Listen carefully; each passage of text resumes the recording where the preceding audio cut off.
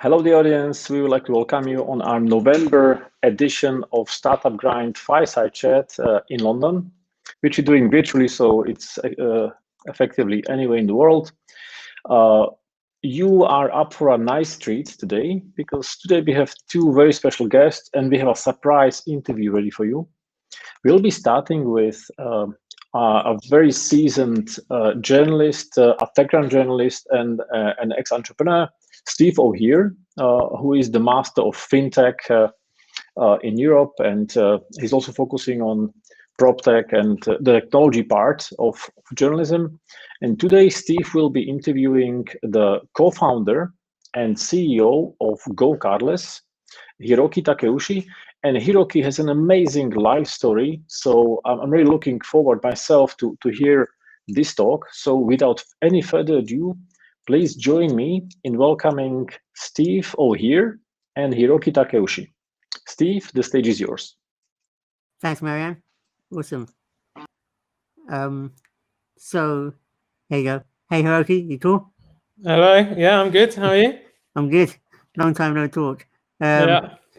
So, I want to go through quite a lot. We've got 40 minutes, and I want to talk about the founding story of GoCardless, and I want to get into where the industry is going next in terms of payments and what you guys do.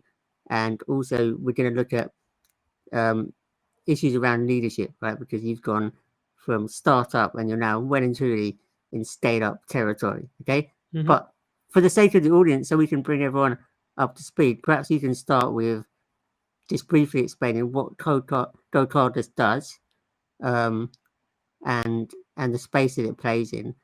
Bearing in mind that you started out with this humble kind of group splitting payments idea, right? Yeah, it's evolved a lot. Yeah, and now you're building out a global recurring payments network. Have I got that right? Yeah, absolutely. Yeah. So what we do is we're trying to build the best way to collect recurring payments, and we're seeing more and more of the economy, more businesses moving their business models to subscription models, building those longer term relationships with their customers. And one of the things that we learned about as we got into payments was that credit and debit cards, they work well for a bunch of use cases, but they're not so great at these kind of in these situations where you're trying to collect payment over a long period of time on a frequent basis. And what we do is build technology on top of the bank debit rails that exist around the world, which are really great for that kind of payment, but are not used nearly as much as they should be because they're kind of old and clunky. And so we build technology that brings those to the cloud, connects them together across the world. And we're now working with about 60,000 businesses, processing about $20 billion a year in volume for them. And yeah, it's been a fun journey so far. And just for real simplicity's sake, when you say a recurring payment, obviously in the UK we would call that a direct debit. But do you want to just give us one or two use cases of where recurring payments make sense, just so everybody's on the same page? Yeah. So I mean, there's three broad use cases that we focus on, right? So there's subscriptions, which is probably the one that people are most aware of. So it could be subscribing to a magazine or a newspaper like the Guardian or the Financial Times. Could be subscribing to your local gym. So that's kind of one. The second is installments, and a lot of the time this is kind of other financial services companies, so like lending companies, that kind of thing, where you're paying for something and then paying it off over time in chunks. And then the third is invoicing, which is generally for us B2B, where you have these kind of ongoing relationships with your customer. Could be like a coffee bean wholesaler selling coffee beans to all the local cafes. Could be an accountant, doing the books for all the local businesses, that kind of thing, where they're trying to invoice their customers on a regular basis. And just rattle off how many employees is GoCardless currently, and in which countries are you launched in? So we're about 400 people now, and we are collecting payments across just over 30 countries, Wow. And paying out to just over 30 countries as well. But we sort of focus our efforts on five places. So we have the UK, where we started, but then we also have France, Germany, Australia, New Zealand, and then the US and we've kind of built offices in those different countries as well. Okay, and you're not, is it 9 years old, the company? Is that right? Yeah. 9 years. Yeah, it's been a long time. Coming up to a decade. Yeah. Right. It's been too long. But why that's interesting to me is that you are one of the founders in London that has now taken a company from, very small, like humble beginnings to definitely, like, undeniably this is scale up territory, right? Mm-hmm. And so just tell us a little bit about the very early days. I just love the idea that the original idea didn't seem very scalable, was a bit crappy, right? So tell us what that original idea was. Yeah, so I mean it's a good question, because like we came into this both with like very little experience about payments, but also very little experience in general, right? So I started the business with Matt and Tom. Tom was, I think, 24, I was 23, and Matt was 22. Let me just interrupt. So that's Tom Blomfield, who went Yeah. on to co-found Monzo, the challenger bank, and that's Yeah. Matt Robinson, who founded Nested, the prop tech. Exactly. Yeah, go on. Yeah. And Matt was 22, I was 23, Tom was 24, right? We were kind of fresh out of uni, so we didn't have much experience in general, and certainly no experience about payments. And so the initial idea that we started with was much smaller, right? It was trying to help informal groups to collect payments, right? So it was like, you're running a student society, you're going on holiday with your mates, you're captain of your local sports team, that kind of thing. And we found it like really awkward where you're maybe say you're going on holiday with your friends and you've rented a villa and you've paid for it and you need all your friends to pay you back, and you've always got that one mate that like doesn't pay you, and then you're sort of chasing them and that awkward conversation and all that kind of stuff. And so we thought, okay, well, could we build something to help those kind of use cases, and started to build into payments. And we didn't know anything about payments at the time, right? And we started there and just started learning about how the whole payment systems worked, about how people thought about money, and that was really where the company started. And then, of course, I'm not entirely sure at which point, but somewhere along that early part of the journey, you got into Y Combinator, right? Like a famous accelerator over in Silicon Valley. And I think one of you, I can't remember who it is because I've interviewed all of you, but one of you has gone on record and said you're not sure if you would have got into YC had it been today rather than back then. Like it was a bit different, right? Yeah, maybe. I don't know. I mean, to be honest, I don't know how we got into YC at the time either. There you go, right? No, so the thing with I before we started GoCardless, like my first kind of exposure to tech and startups was back at Oxford when I was at university, and some of my friends had like built a business and moved out over to Silicon Valley, and that's actually how I met Tom in the first place as well. Was that they co-founded their business with Tom back at Oxford, and then they got onto Y Combinator, went over to Silicon Valley to do that, and Tom was still in the final year of his degree, and he didn't at the time have the balls to kind of quit his degree to go and do that with them. So he kind of jumped off at that point, and these guys were out in Silicon Valley doing YC, and so I got a chance to go and intern with them. I mean, I didn't know really what I was doing. I'm not sure they did either, but I spent like a summer just living in this 2-bedroom flat. There was like 6 of us living in a 2-bed flat, and they were building this company that was building like power seller tools for inventory management tools for eBay power sellers. It was super niche. And funnily enough, it was like co-founded with these guys, Kulveer and Harj, and then Patrick and John, who are the co-founders of Stripe. And so I spent a summer working with them on that. And I just kind of saw like this whole YC world, and like, it was so different from anything that existed in Europe at the time, right? And so I think that when we started the company, for me at least, I was like, okay, it's a no-brainer. We have to do YC. We have to get onto this program. And we were quite lucky because Harj, who was the guy that started that company with Patrick, John, and Kulveer, was a partner at YC. So we kind of had a bit of an inside track, and we kind of went in and did the interview. It was like this 10-minute interview that we flew halfway around the world to do. And I'm pretty sure that we fluffed it. We were kind of, I remember the train ride home from the from Mountain View back into California, into San Francisco. And we were all like, oh yeah, we just flew halfway across the world. It's a complete waste of time. Like, there's no way they're going to accept us. We completely we flopped. And somehow we managed to get on anyway. So we got quite lucky, I think. Uh-huh.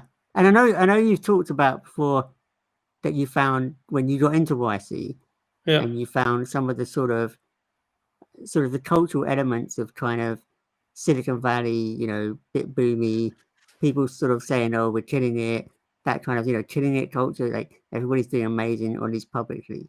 And I gather you found it quite an interesting experience in terms of it. I think you've gone on record saying it didn't really feel natural to you, to the way you think as a founder. I don't know if I've gone on record on that. Is this your way of tricking me to go on record on no, stuff? I did. Right. Even though I know you, I thought, what, I'm not going to wing it. I'm actually going to do some research. Okay. Oh God. Okay. All the things that I've said. This is where, I wish that I'd hired someone to manage our PR earlier. I mean, I know what you mean.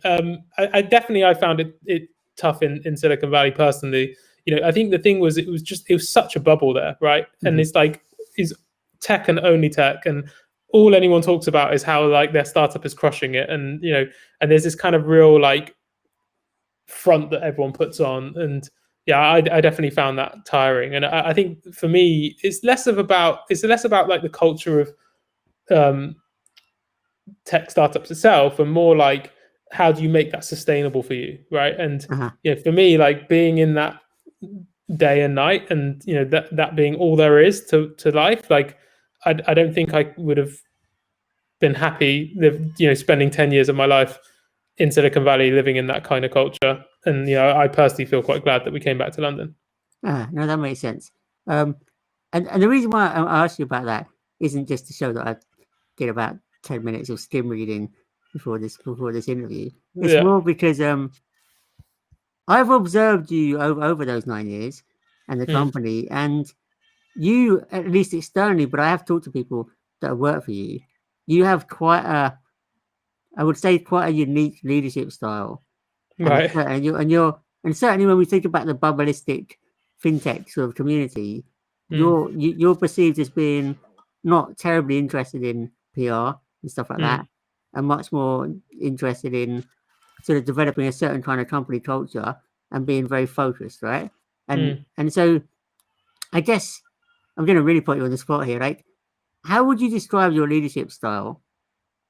In the sense that you, again, I'm talking about externally, you come across as just really very uninterested in the sort of hype and, and fundraising numbers. I mean, I think I asked you the other day, I was like, is GoCardless a unicorn yet? And your reaction, I won't repeat it, but it was so, you know what I mean? You were so not interested in playing that sort of game. So so Jordan, how would you describe your leadership style? And then we'll get into a bit more about the culture at GoCardless. Yeah.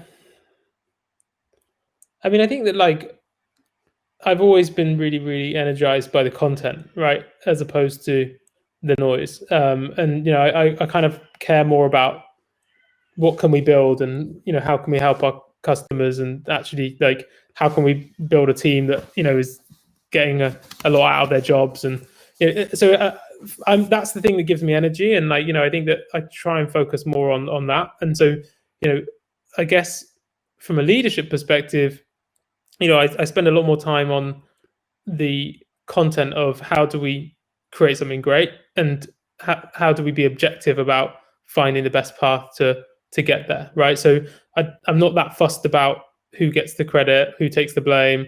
I don't really believe in, I'm not driven by ego so much, right? I don't really, that doesn't energize me that much. And so, I think, if you talk to my team, they probably say that I'm kind of quite cutting, in the sense that if I don't think it's good enough, I'm not gonna mince around about it. But I'm quite fair in the sense that I don't really care whose idea it is or where it's coming from.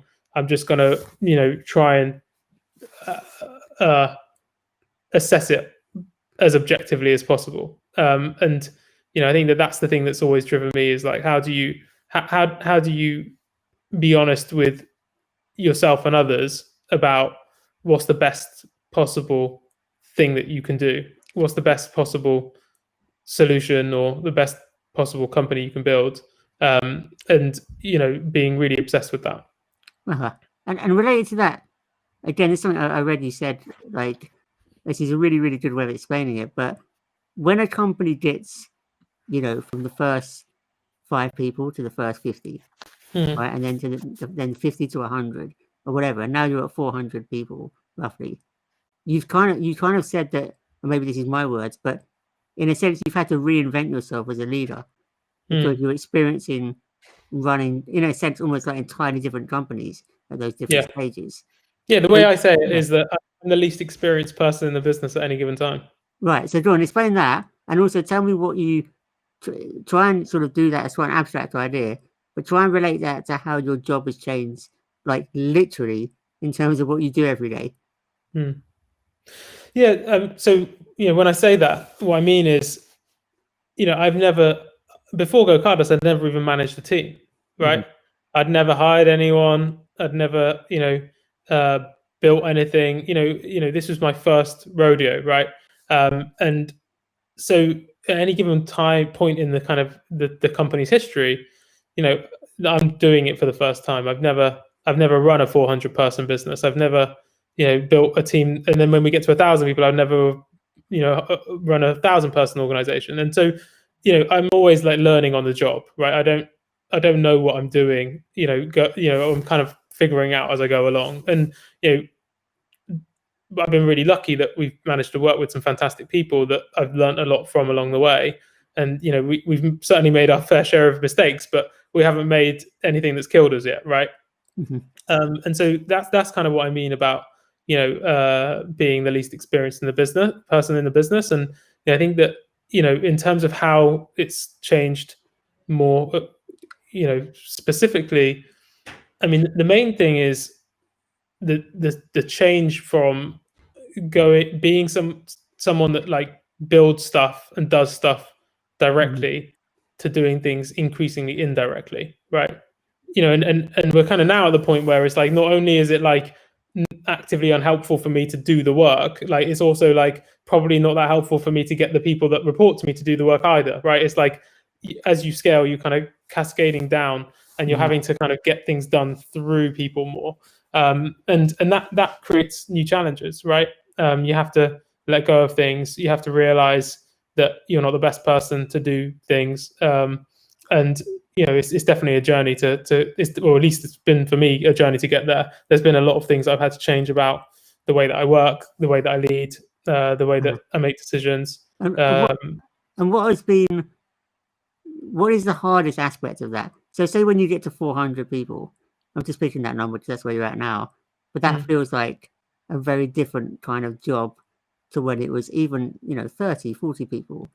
So what are the hardest things about evolving as a leader, and what are the things that you found actually quite easy to change? In other words, like, were there bits that you ditched doing that you never really enjoyed anyway, or are there things that you now have to do, a way of approaching certain issues where you've had to really evolve and it's quite tough? So I mean, I think the things that I've had to change a lot, which I found really uncomfortable and difficult, were becoming like less collaborative and more decisive. That was one thing, right? So I mean, when you're really small, you're kind of all working as a set of peers, right? And it's very easy for you to collectively make decisions, but as you scale, that becomes increasingly unproductive and actually destructive at a certain point, right? And so I think one of the things that I found quite a challenge was having the confidence to say, okay, look, do you know what, like, I get that everyone's got different views here, but this is the way that I think we should go, and this is the way that we're gonna do this. And you obviously need to do that, you can do that in a collaborative way or an uncollaborative way, but taking that ownership of the decisions and being more decisive, that was something that was definitely something that didn't come naturally to me. I think that kind of probably stems from like deep down, I don't like conflict, and so it's like I try and avoid it. and you at some point you kind of have to embrace that the conflict is not only necessary but actually helpful, right? And leaning into that. I think that there's definitely things that like also,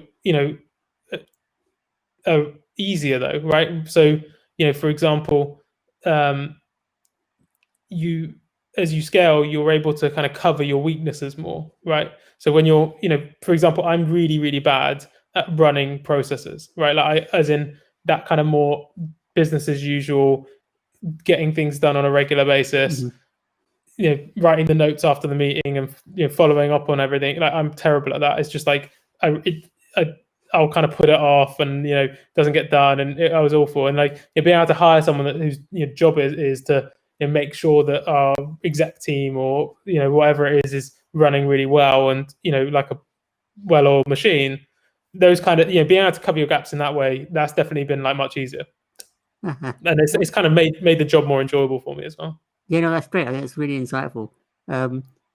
So let's just jump back, because on that note, it's interesting you said about the uncomfortable side or the side you had to grow into, and I totally get it. Not everybody enjoys conflict the whole time. Some people seem to really feed off it, right? Which is often bad, kind of a bad sign of leadership. But at the same time, people, when you run a company, even a small company, but certainly a big company, people yearn for leadership, right? They want to know where you're taking them, and they want to know why, right? And that requires being decisive. But of course, you started with 2 co-founders, so there were 3 of you, as you said, you, Tom, and Matt. And Tom left first, and then Matt left. And I'm wondering, what does it feel like to go from 3 of you to 1? Is it lonely? Now when you look around, who are your co-founders, but have you managed to replace that sort of upper management support network and confidant sort of kind of role that co-founders play? I mean,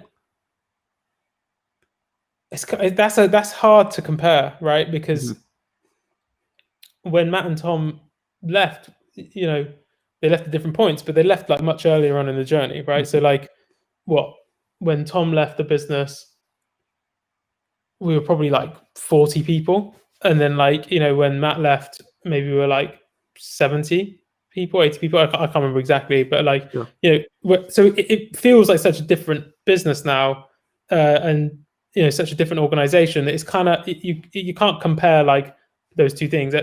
What I think we found was there's like definitely positives and negatives to it, right? I mean, like one of the fundamental problems that we had as a co-founding group was that we were like 3 CEOs that like were co-founding a business but never having explicitly like discussed that, right?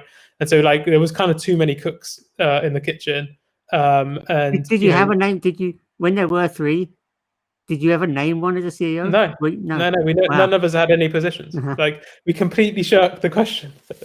Like no one had any like positions in the company, full stop, right? Like we didn't have any roles. Like there was just like we hired people. Did you argue the whole time? I mean, yeah, loads all the time. Yeah. But like not in like not in a sort of a nasty way, right? It was more like debating, and and we probably spent too much time like debating stuff and figuring out which way we should go. I used to argue with my co-founders all the time. Yeah. But I like the fact that I was the CEO, because then I could say, right, the argument ends here. This is what we're doing, right? No, that was probably we didn't have that outlet. Yeah, but and so I mean, in that sense, it was kind of it made things easier, right? In the sense that like we it was easier to make decisions, and there was less of that kind of conflict.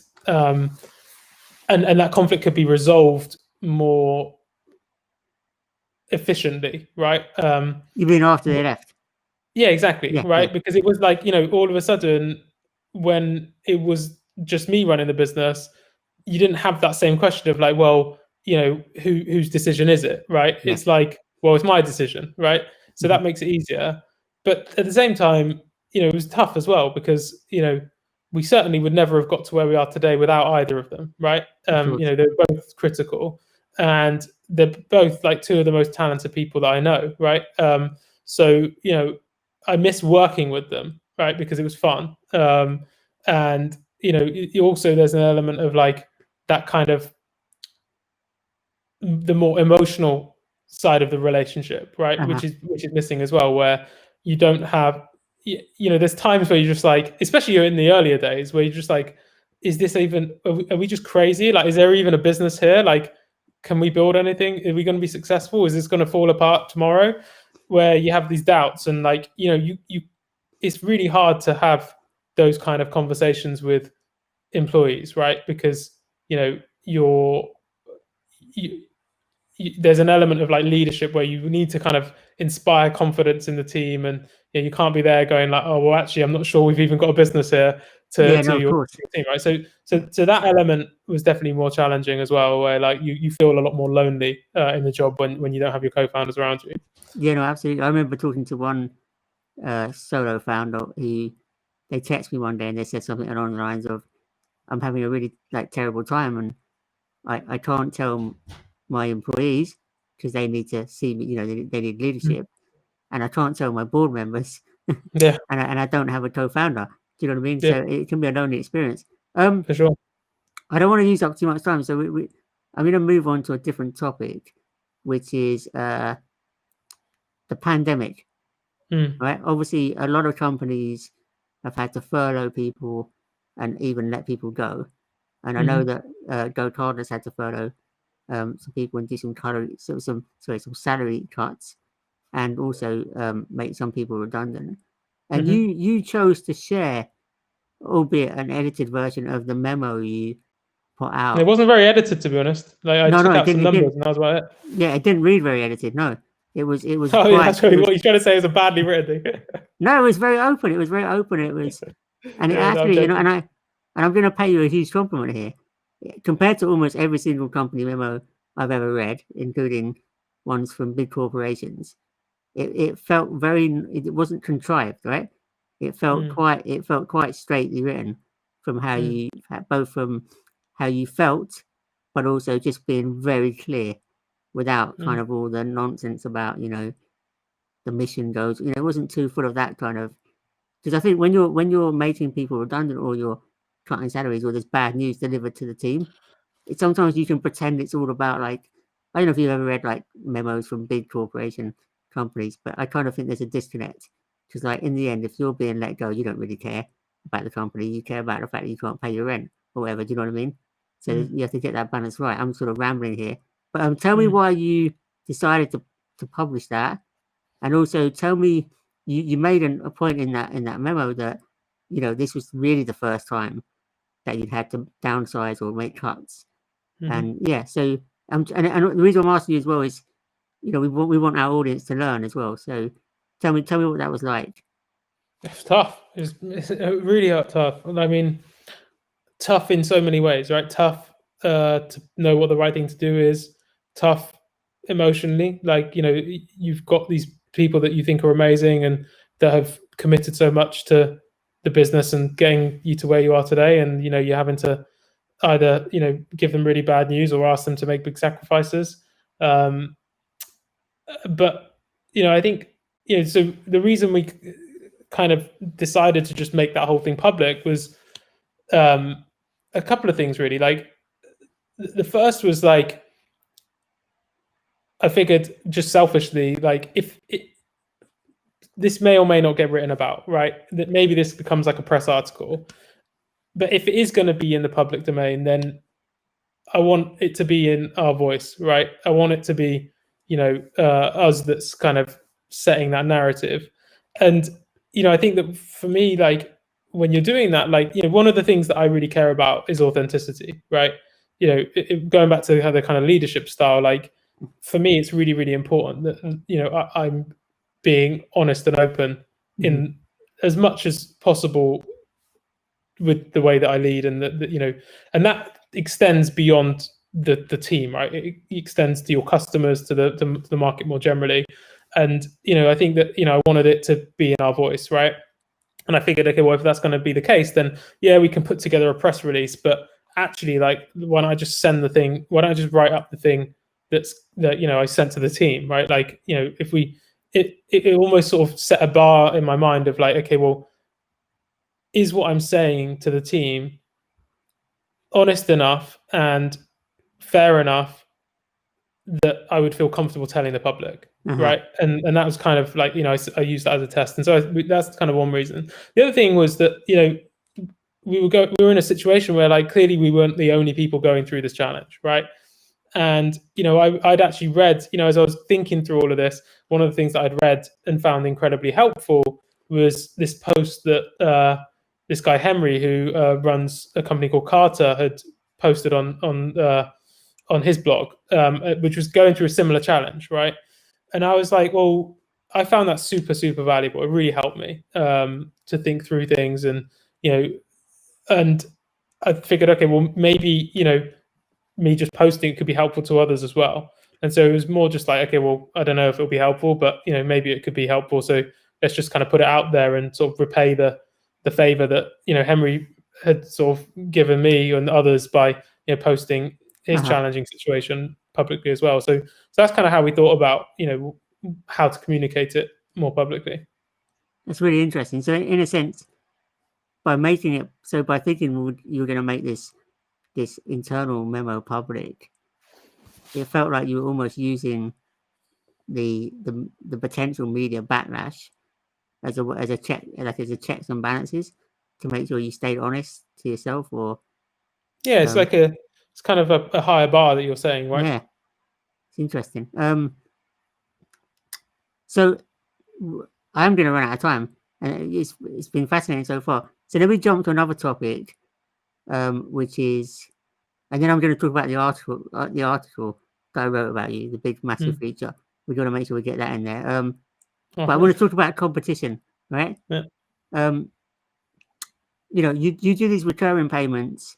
You're building out this global network, and it's been obvious to me that for years that other payments companies could move into this space, right? I think you've mentioned Stripe, but could be. I think they're already doing something around this, but there's a bunch of other payments companies that could get into the recurring payments, subscription type payments model, and then there's open banking, right? Open banking at the moment allows people to instruct other companies to move money out of their account, but doesn't do recurring payments. But there's all their consultation about it, and it looks like they're going to add like recurring payments in some form. So how defensible is GoCardless? I mean, you've got the network, you've got the customers to a certain point. So how do you think about competition? Yeah. I mean, I think probably the way to think about that is more through defensibility, right? Through the lens of defensibility than competition, right? Because, I mean, the competition exists and is, there's lots of, different ways of looking at it. But I think the more interesting sort of lens is the defensibility one. And, the way I see that is that, we need to constantly be evolving and improving our product in ways that improve the differentiation of what we're building, right? Making it better for our customers in ways that they couldn't get elsewhere, and doing that in ways that are increasingly defensible, right? And then that's like how we can create a really great moat. And it's sort of like you've got this sort of virtuous circle there. If you can get that right, where the more times you go through that loop, the better you're making the customer's life, and the better the product is for the customer. But also the more valuable what you're creating is, because it's harder to replicate, right? Yeah. And so, for us, like, initially over the last like couple of years, the big focus has been around, the global nature of what we're building, right? Like there's all these direct debit systems that exist around the world, and, they all talk in different languages, different systems, different integrations, and how can you integrate that into a single package, right? And that's been great, but obviously competition is catching up, and other companies will add that coverage, and so we think a lot about the differentiation side. And like for me, like one of the things that I'm super excited about is open banking, because the way I look at it, like yes, we've built this thing on direct debit rails, but we don't really care about direct debit, right? Like that's not what we're focused on. It's just the best way to solve the problem at hand. But I think that open banking is getting to a level of maturity now where, it's actually much more viable, right? You can go and do open banking transactions, and they're quite a good experience now. That was not the case a year ago. Oh, no, that's no doubt. But let me just... And so, yeah, it's the combination that I'm super excited about. But does that mean that because obviously part of the reason why GoCardless worked initially as a business idea is that even just a UK direct debit network was very difficult for small to medium-sized businesses to access, and that was sort of your initial attack vector. And correct me if I'm wrong. And then obviously you then have to repeat that in various countries and jurisdictions around the world, which coupled with the fact they all have different systems and they all have to varying degrees different regulation, that in itself is like so difficult that the moat already exists purely by that you've done the hard work, the heavy lifting, or you're doing the heavy lifting. But with open banking, it seems like there's less heavy lifting. So am I understanding that? I'm not sure I agree with that. Okay, go on. Yeah, I mean, I think that like people are kind of mistaking like the movement of money, which is one part of payments, with everything that payment companies do, right? And yes, open banking is going to make it easier to move money, but that's not going to solve all of a business's needs, right? There's lots of aspects of it, whether it's reconciling those payments, processing refunds, paying out across borders, managing FX. There's all of these like boring parts of payments, right, that you have to build as a payment processor, and like open banking doesn't really address those. So I think that for me, is the combination of open banking and those rails with the payment platform that we've already built, which is fundamentally a bank-to-bank focused payment platform. That's where for me, I get excited, because I think that I look at all the possibilities of how we can combine the two in really interesting ways, and in ways that will be increasingly differentiated and defensible, right? And so, I think it's a threat for sure, but I see it much more as an opportunity than a threat. Awesome. So I guess to paraphrase it, you're pretty agnostic by the mechanism in which the money moves, but it's all the value add that you built around that. Yeah, I mean, the one thing that's kind of, at least up until this point, and in our sort of imminent future, that is common is like, for us, we focus on getting the money as directly from the bank account to the other bank account as possible, right? So it's like the account to account aspect that we focus on. Okay, awesome. All right, let's talk about that article, as I like to call it, which is that obviously we did this massive interview. How many years ago was it? I'm trying to remember. Steve, like, I don't even know what day of the week it is. Like, lockdown's got me all crazy, like, and I've got like a 3-month-old baby, so I don't know what's going on. Like, I don't know when that article was. Congratulations! But anyway, it was not that long. I mean, it was fairly long, but not that long after you had a road accident, right? Yeah. Which obviously you can't see it. You've pulled a swift one on me, because like I don't think I can even see. You're not in your wheelchair right now, but basically you had this road accident that has given you. Made you disabled, and you use a wheelchair part of the time, blah, blah. And I did this big sit down with you, right? And it was all quite raw. And from my side, the article, I didn't expect it, but the reaction was phenomenal. Okay, like I was just so focused on hoping to tell your story properly with the sensitivity and the nuance that I felt that it deserved. And I interviewed you, I interviewed your wife Rachel, I interviewed Matt Robinson, your co-founder. I thought I was writing a bromance, but you thought I was writing something different. So how did that article go down? And were you pleased that you did it, or because I remember at the time you said you wanted to do it because you wanted to get the disability stuff out of the way, and here I am bringing it up again X number of years later. No. I mean, I don't know. Like, in some ways, I didn't pay too much attention to it, right? In the sense that, like, it was a great article, and I read it, and I really appreciated it. And I was kind of glad to get it out of the way in a couple of ways, right? One was like, there was an element of like, one of the things that I found quite challenging was almost the icebreaker of like, okay, you're in a wheelchair now, what's going on, right? And it was quite like nice to sort of get it out there in quite a public way, where it's like, okay, well, I don't need to worry about that. And like, it definitely took me a few years to be comfortable being in a wheelchair, right? Like in a sort of a social sense, right? And that I found it super, super helpful in that regard, right? Where people kind of knew the story, and so you could kind of get that out of the way without having to actually explicitly talk about it.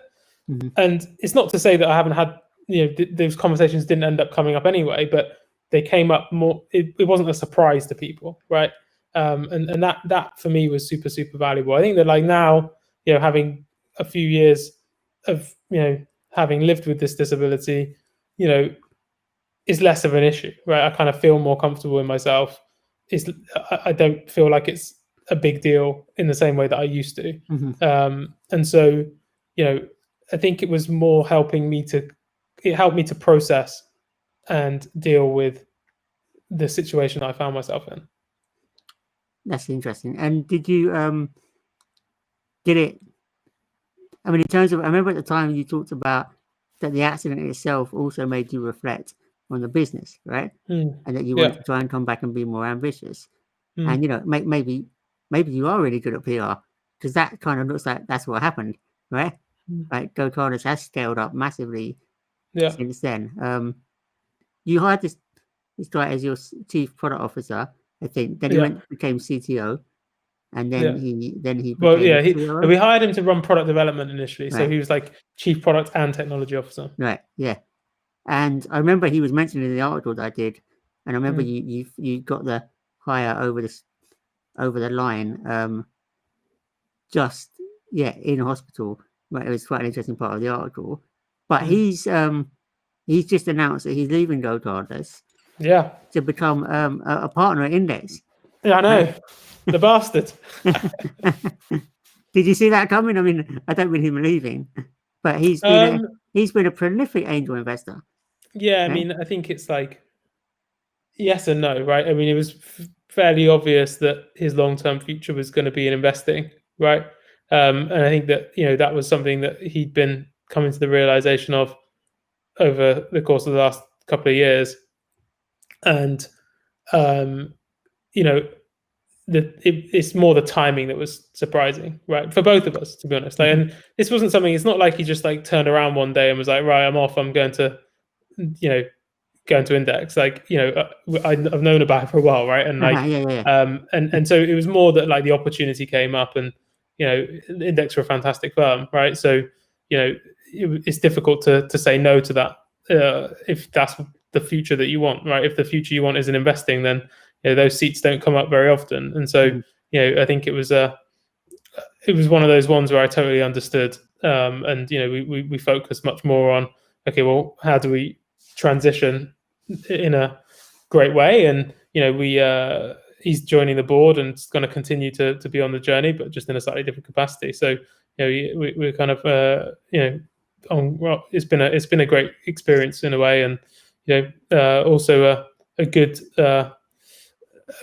indicator for me, right? I feel like it's quite humbling that like one of the top VCs in Europe, if not the world, wants to hire their partners from our organization.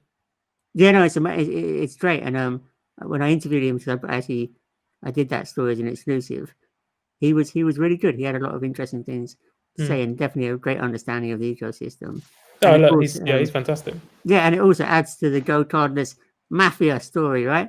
So we now have like two good companies come out of GoCardless with Matt and Tom, and then we got a bunch of others from employees as well, right? And loads of employees. Yeah, I'm just terrible at tracking these things. But yeah, so this is looking good. I think we are out of time. We had a few technical issues apparently, but we're out of time for this part of tonight's show. So I'm going to hand back to Marianne, I think, if we can get online. There we go.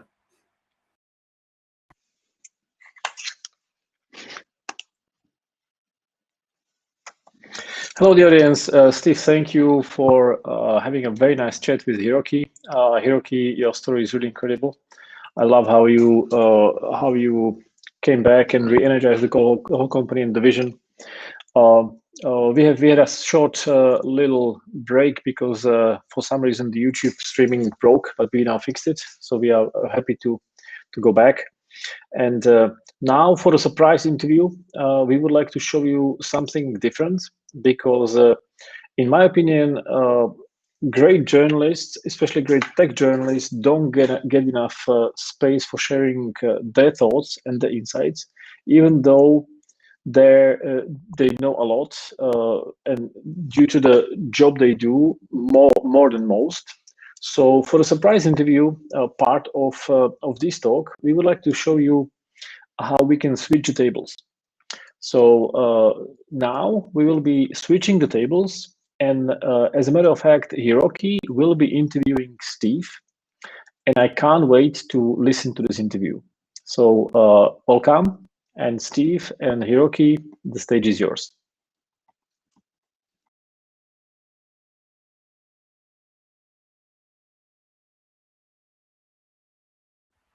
Okay. I just want to The preface audience it is with, stuck with it. yeah, I want to preface, A, this is a terrible idea, right? And B, just want to say thanks to Marianne for I think it's the first time we've ever had 2 disabled people on a tech stage who are not talking about disability tech, right? So yeah, well done. All right. So I get to grill you now then, eh? The stage is yours, Hiroki.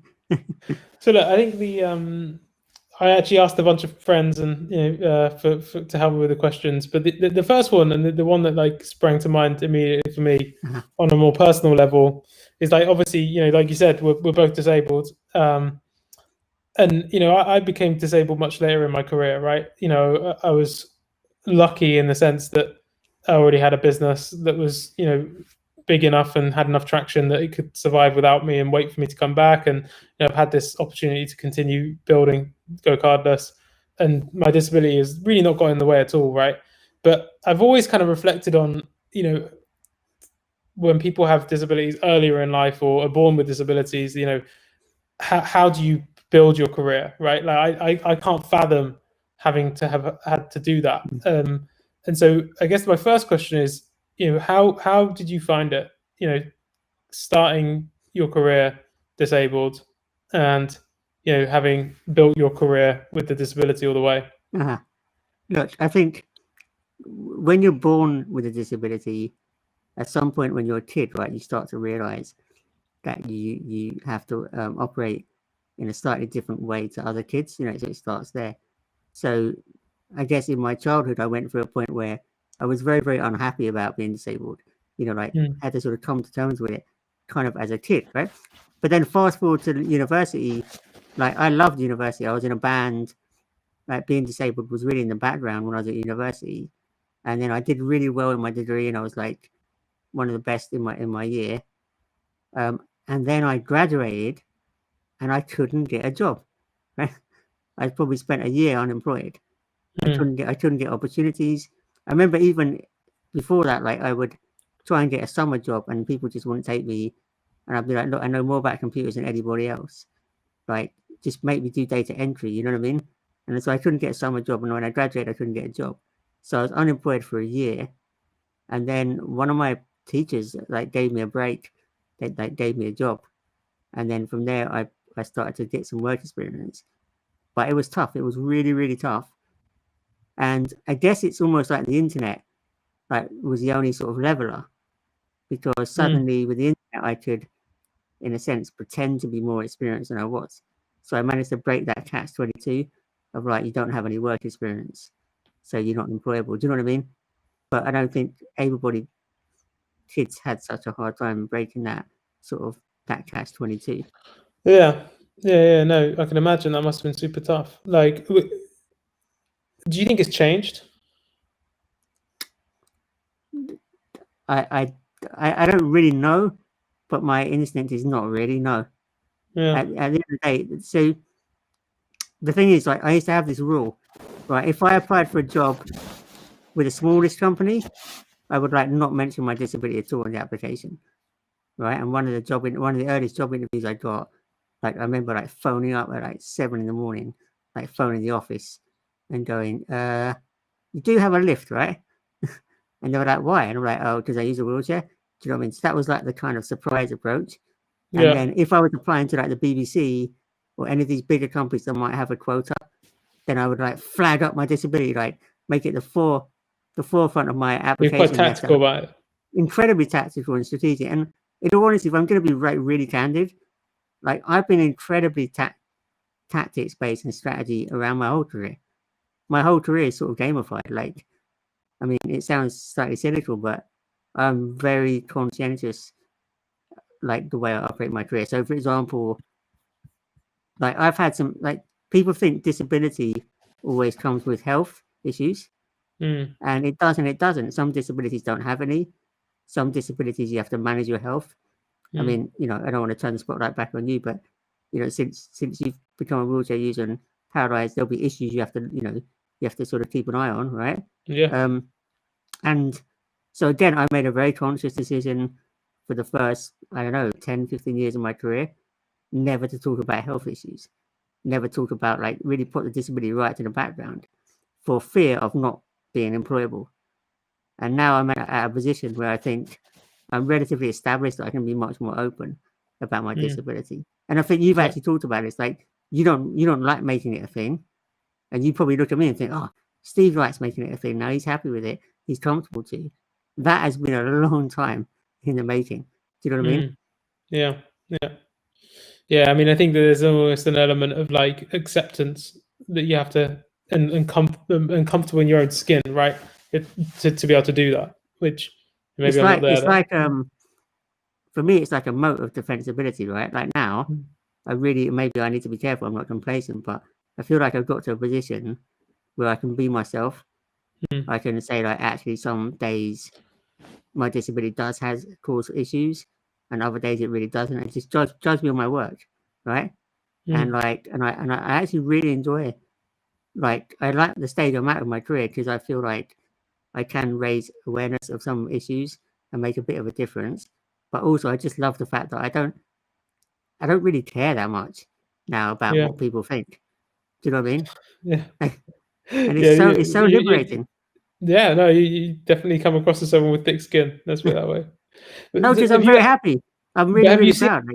Yeah, for sure. But are there things that you feel like have helped you in your career by being disabled? I mean, it's a really, so I remember, like, I mean, look, there's upsides and downsides to everything, and I always try and look at what the upsides are. And I'm very conscious of, like, looking so you can, like, sometimes you can do something that feels like it would be kind of like good, like, I don't know, if someone really annoys you in the industry, you can be like, you know, you can say something back or whatever. But I'm always thinking, like, what are the upsides and what are the downsides of everything? And with, like, being disabled, I don't think it's really helped me, except for maybe, you know, maybe with brand, right? Like, in a sense, you know, everybody always remembers who I am.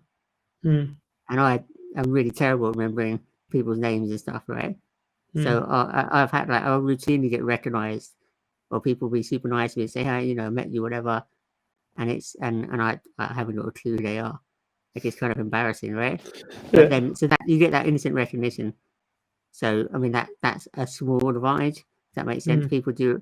I think somebody said it. I think I met, when I first met Mike Harrington, the founder of TechCrunch, I met him at a meetup, and there were, like, I don't know, 50 people waiting in line to talk to him. And I like jumped the queue and, like, got to talk to him straight away. And I remember somebody, like, publicly said, like, next to me, oh, you know, he won't forget who he is. You know what I mean? So yeah, I guess that's the only advantage. Yeah. There's plenty of disadvantages. Trust me. Yeah, no, I know about that. Okay, well, let's move on, and, like, you know, we want to talk a bit more about, like, you know, what it's like to be on the other side of the table, so to speak. So, you know, you write a lot about funding announcements and about, you know, new companies, right? And so, you know, do you feel like through that you've gotten better at picking and spotting the next big companies? You know, to what extent, when you're writing these articles, are you like, oh yeah, this one's going to be a big one, this one's probably going to be a flop? and I guess, like, you know, to what extent do you think you'd make a better investor than most of the VCs that you're writing about? I mean, that's two questions in one, because I think I'm not sure they're entirely connected. And I'll tell you why in a minute. So you definitely, so I think that the one and probably the only bit of tech journalism that I do pretty well, right, is I now have the speed of thought to unravel a business model really, really quickly. Yeah. So I make founders nervous because sometimes I'm like, yeah, I get that bit, and they're like, no, I need to really explain it to you. And I'm like, no, I get it. Like, move on to the next bit. Like, I'm quite fast now at understanding how certain things all fit together, and often they're quite thematic, right? So you cover certain things, parts of fintech, but you can spot what the person's going to say next because they're not sort of in isolation. So I think I've definitely got better. But the misconception is, if you go back and read almost all of my coverage, I do not pick winners or losers. Like, I rarely say, like, this app's amazing, this company's going to be great. All I really care about is, have I understood the business model and the product enough to convey the founder's vision in a way that they will be held accountable, right?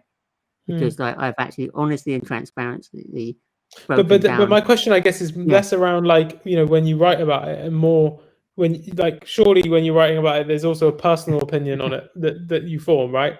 And, like, you know, how has that evolved over time? That's a good one. Yeah, of course you make instant snap decisions in your head, like, this is shit or this is good. Yeah. How accurate are you? I mean, I'm pretty accurate, but part of it's filtered out because to a certain point, if I write a story, there's got to be some element to it that I think is worth, you know, sharing. So at TechCrunch, we're often told, or we have been told in the past, you know, that one of our roles is simply to act as a filter, because we get inundated with so many startups that even just selecting which one we cover is some kind of filter. Yeah.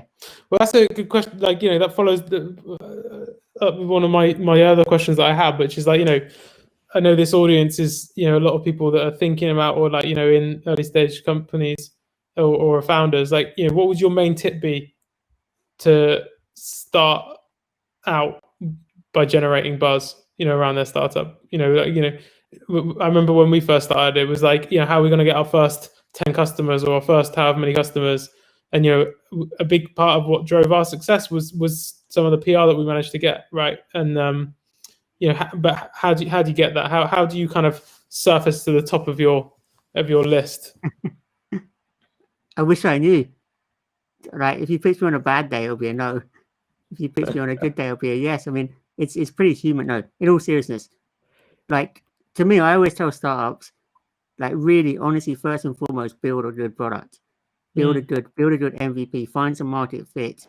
I don't think press gives you any market fit, right? Like press just lets the market know you exist. Do you know what I mean? So I think the mistake that people presume is that if they build a product that doesn't really resonate, but if they somehow get some PR, it will fix that problem. It just doesn't do that. That's not how it works, right?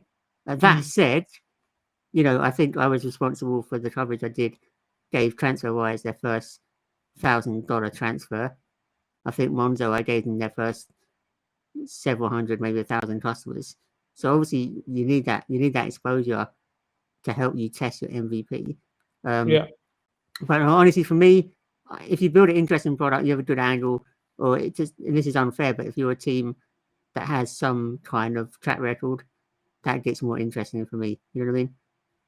Yeah. But it sounds like it's kind of, in a way, it's the same advice as, you know, when you're thinking about raising investment then, right? It's like, build a great product that customers love, and the rest will follow. Yeah, I think that is it. But that sounds really boring. But it's also like, don't overestimate what PR can do. Like, when I did my startup, we built a good product in the sense that it got really good reviews. People were saying, like, we're going to kill Quora, right? But the signups and the engagement and the retention was abysmal. Do you know what I mean? So we got all this PR, but we clearly didn't have product market fit. So what's the point? It was a waste of time. Not a waste of time, but you know what I mean? It's just I know what you mean. Yeah. Like, so what you're saying is, like, no amount of great PR is going to cover up a shitty product. That's exactly, like, a fundamental core business problem. Yeah, that's exactly. And there's a flip side to that. PR should always be based on business goals. So I would always say to people, like, what is the goal? What is the business goal that the PR is going to help support? Okay. So obviously in TransferWise's case, it was to to get some customers to test the rails of TransferWise, right? But it could be that you're doing PR because you're having trouble hiring, right? And you need a story out there so that when prospective candidates look at you, do you know what I mean? There's something there, right? So you always got to relate it back to the business goals. Yeah, makes sense. And so, okay, I think I've got probably time for one more question because we're running out of time. But I think the question I always sort of wonder about is how do you balance building like relationships with all the people in like a really close-knit industry with writing like the critical pieces? You know, like how often have you sort of had a piece that you could write but you haven't because you didn't want to, you know, burn a relationship? So never is the answer. I've never not written a piece about a relationship. I have not written pieces where I think that they're salacious and they're kind of fun. I probably get loads of people saying amazing job, but I think they're too personal. You know, I'm not really, I don't like to play the person. I like to play the issue, if that makes sense. And if that really explains it. In terms of balancing relationships, look, I've always thought of myself as the outsider with inside access. Okay? Because my friends don't work in the industry. I don't go to the pub and go to like tech parties. Do you know what I mean? The people I cover are not my friends in that sense. Not that they're not friendly and I have to create relationships, but they're not like my close-knit friends. So that makes it a whole lot easier. But also to be really straight with you, and I think you'll know this is true because you probably would say it stacks up, but like even the people in tech that I'm quite close to, they know that if they fuck up or they behave badly and they don't do something, you know, they're not good actors in our industry, I wouldn't blink writing the stories, you know what I mean? I'll throw them under a bus, like 100%.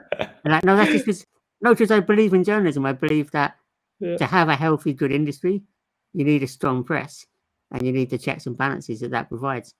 Well, we were chatting the other day actually, and you were saying like how that you don't think there's any